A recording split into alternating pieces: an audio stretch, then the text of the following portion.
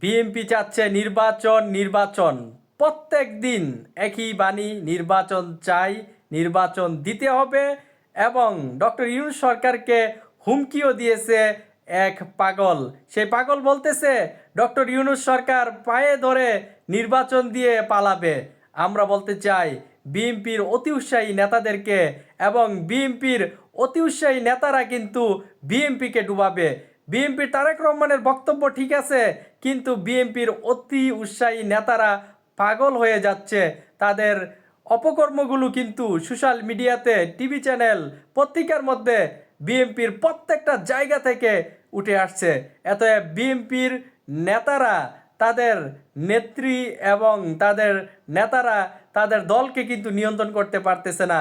তাহলে তারা বাংলাদেশকে কিভাবে নিরাপত্তা দিবে, বাংলাদেশের জনগণকে কিভাবে নিরাপত্তা দিবে? আমাদের প্রশ্ন, বিএনপির কাছে এরকম কি আছে তারা ক্ষমতায় গেলে আওয়ামী লীগের মিথ্যাচার মোকাবেলা করবে এবং অন্যান্য দলের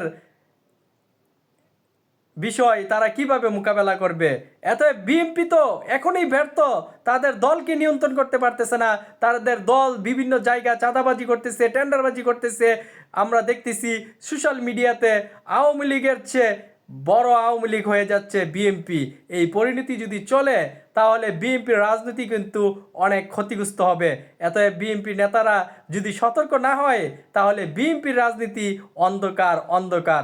আওয়ামী লীগের মিথ্যাচার, ভারতের মিথ্যাচার, ডক্টর ইউনূস সরকার যাবে কোথায়?